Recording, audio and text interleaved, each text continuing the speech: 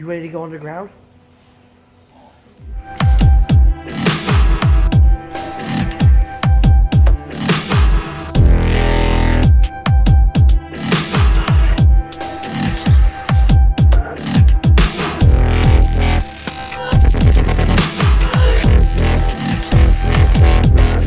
Yeah, what's going on YouTube?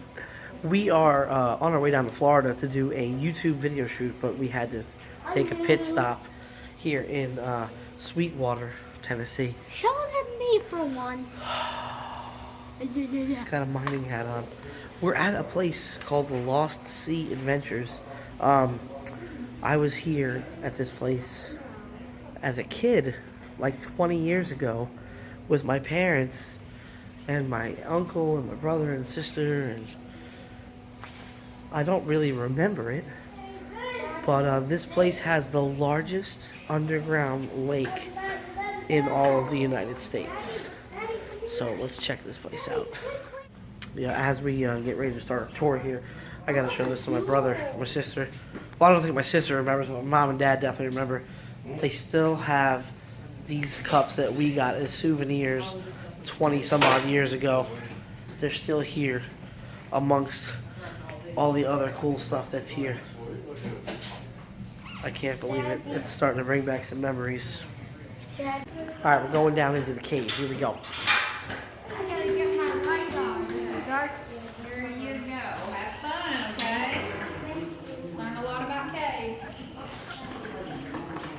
Are you ready? Yeah.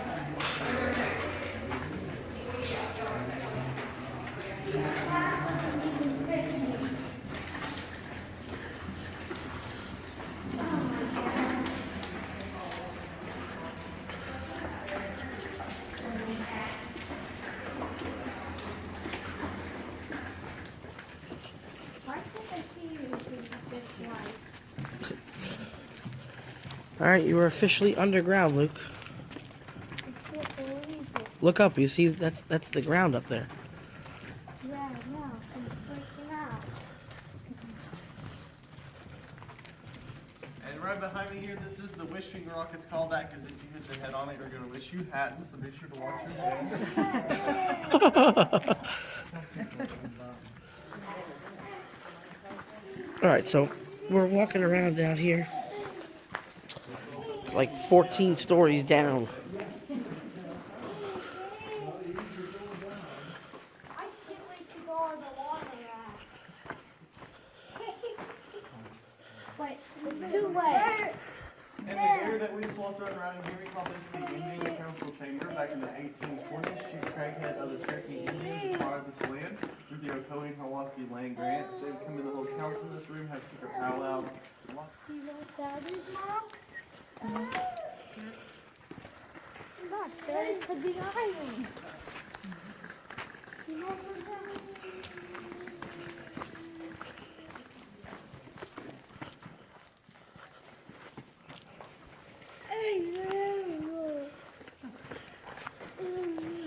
Yeah, I'm not sure if the camera is picking up the complete beauty of this place, but it sure does bring back memories.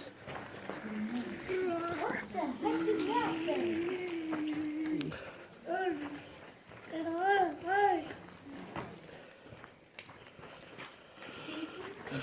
Do you know what that is? I sure do. I would sure hope he knows what it is. Looks like an old little food packet thing. And this right here is an exact replica of the boat that we're going to be taking down at the lake. Wow! I can't believe it will break. I'm just kidding with you guys. This is actually a leaching vat, and back during the Civil War, the Confederate soldiers were coming in to mine the cave. What they're mining for is called saltpeter, potassium nitrate. It lays here in the loose ground. So they'd scoop some out, place it in the top there, and separate it from the dirt. They'd pour water over it. That would make the liquid nitrate pour it to the pot down there at the bottom. Once it finished draining off, they would have hot ice lye as well as back guano. Pull that off, they would crystallize. They would scrape off that crystal shot, send it to the refineries in Knoxville and Chattanooga, and that's where it becomes gunpowder for the war. Also, while they were down here, they decided to write on the walls. They would use the carbon tips of their torches to write it. You'll see on your left, it's a few steps ahead. The date of 1863, that's the oldest found date inside the cave. There's some white scratches on those numbers. That's where it was carbon-14 tested, where it proved to be authentic to the time. Made us an official stop on the Civil War Trail. Then all of the other writing that you're going to see, like the white scratches all in there, that was all done by vandals. Our most famous vandal, his name is Dennis Ray Belcher. He's so famous because he scratched his full name on the wall. It made him very easy to catch as well as find. Well, he signed his name 3 times, not just one. They fined him $500 a signature, totaling $1,500. Still quite a bit of money, but back in 1965 when he did that, it would have bought a brand new car. So as they head on forward, be sure to watch your head and check out all the writing over to your left.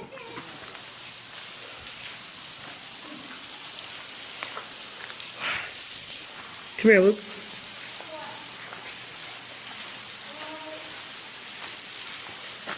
Alright, so this part that we're on now, this hill that we're on is equivalent, I don't know if you can see it, but we're going to be going down 14 stories down to the lake. Come on, Luke.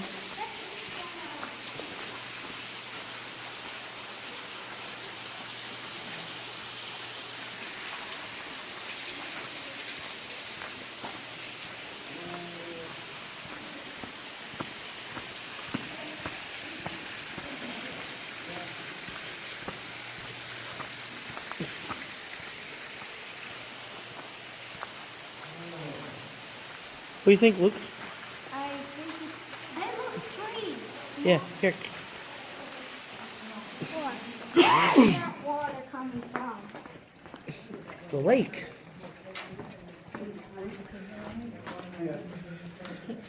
Like stinky. Well, you're underground. The only way it would be if there's zombies down here.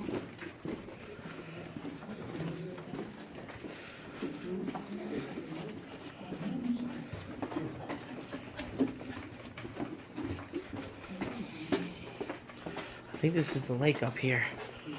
I think yes, I do. 20 years ago. Let's see, well, I'm 33, so longer than 20, maybe 25 years ago. I think we were here when I was your age, Luke. Oh. I'm scared again. Yeah, this is like a long, long time ago.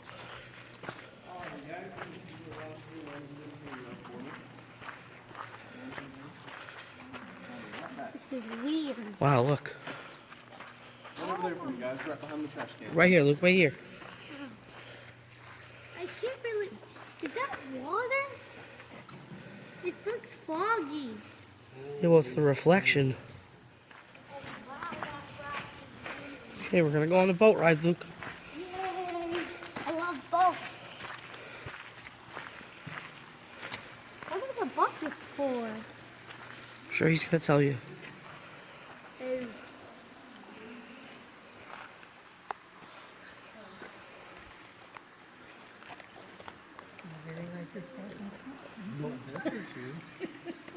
And welcome to the lake room, everyone. Before we take our boat ride, just a few things I need to tell you for your safety. Number one, the dock here, it is a floating boat dock. That means it will move and shift as you walk on it. Also, when you're boarding on the boat, be sure to watch that gap between the boat and the dock. Make sure you step over, not into it. It's water, it's cold, it makes walking up that hill twice as hard. If you have anything of value like camera, cell phone, anything of the nature, make sure you don't drop it in the water unless it kicks, screams, or floats. I will not be going in after it. And if you think you're going to fly off the very fast 2-mile-an-hour boat ride, grab your seat cushion before you go in. It will double as a safety flotation device. Or just grab the person beside you, that way you got a buddy for your way back to the dock. I'm going with you. I don't want to fall in the water. Also, just board the boat as evenly as possible. Slide down all the way to the end for me and stay seated the entire trip. And I'll let you know at the points where it's safe to put your hands in the water. If y'all are ready, we'll go ahead and board up. Okay, go ahead, Luke. Watch your step. Over here, Luke. Follow him. Oh. Oh my You god. guys will have y'all over to the red side. Step over. There you go. Whoa. I'll have y'all to the blue side.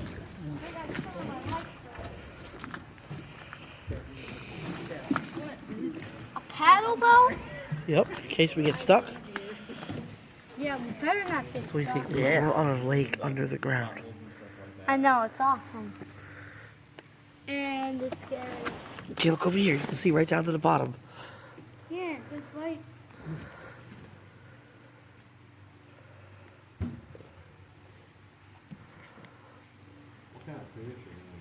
Regular trout. Now I'll tell you why. There's fish in here, Luke. Big ones. Alright, Look, see it? We are now sailing on America's largest underground lake. We would like to Yes. take a fill of the 50, 60 degree water. I'm scared. You can touch the water if you want, Luke. No, I don't want to get bit by a shark. There's no sharks in here. There's trout. This is the largest room inside of the cave we have access to. It's about 800 feet long, 220 feet wide. It's 65 feet tall at its tallest point from water surface to ceiling. The water level does get deeper the further we go out. It starts out around the dock as 10 to 15 feet deep, and then it's 35 to 40. At the very far end is 65 to 70 feet deep. Yep, there he is. Cool. You ever come fishing down here? Looking for fish? There's another one right here. Look, Luke, there's fish right here. I'll feed them at the back See of it? the lake. You'll see all of them there together. Y'all can also notice that the water has a bluish green tint to it. That's from all the dissolving limestone. Whoa. They're going crazy. Yeah. I'm so done. Don't fall in, Luke. Oh my god! This is awesome. It's like water all over me. Yeah. Ah! That scared me. Yeah, well, don't put your hand on it. It might eat your hand. No, these fish are nuts. They're hungry.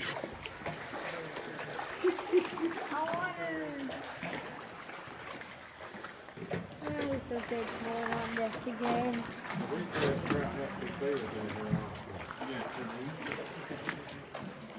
All right, we're on our way climbing back to the top now. Here we go. I hate climbing stuff. It'll be all right. You'll live. You won't live, I will. Well, you better carry me up then. Yeah, I'm not carrying anyone up. Oh, thanks. Tell them that you'll carry them up, but you charge $1 per ounce. There you go. Why is it stink over here? Cause you're in here. No, Oh. it stinks because you're in. I Oh. haven't showered in like 2 weeks. Oh my, Yeah. is it true?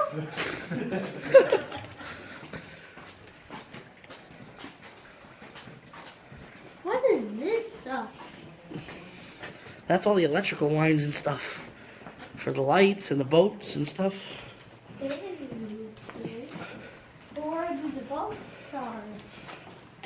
On the dock.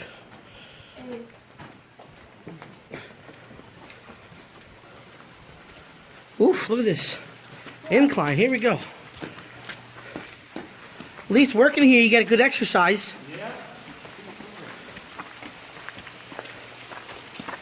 There's the moonshine thing. Does that make the moon? Yep. Cool.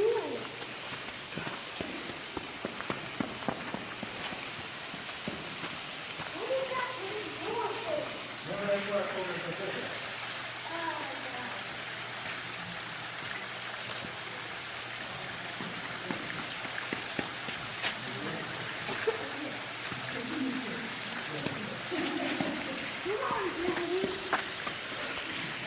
Come on, here we go, Luke. We're almost there. You can go first. Hold on, I'll take a picture.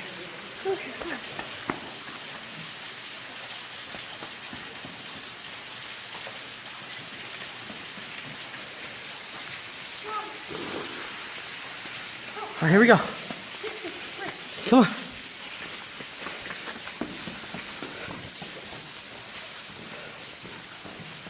Man. Whew. Out of shape.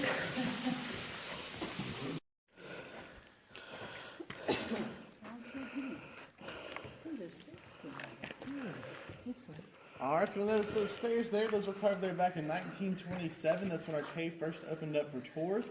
It's called Craighead Caverns. It's one of the first commercial caves in America to have electrical lighting installed. Now, back in 1927, can you guess the price of a tour? 25 cents. 5 cents. Ooh, it's No one close. took That tour was 5 cents. But in 1931, the Great Depression hit, and that did force it to close down. And then right up there at the top of that next hill, there is a formation right in the middle of the trail. We call it the Bear's Paw. You can touch it if you would like to. It is said if you put one hand on it to be good luck for an entire week, hug it, good luck for a year, just don't kiss it. There's a lot of germs on it. Y'all follow me on ahead there and check it out. All right, let's go check out the bear claw. Well,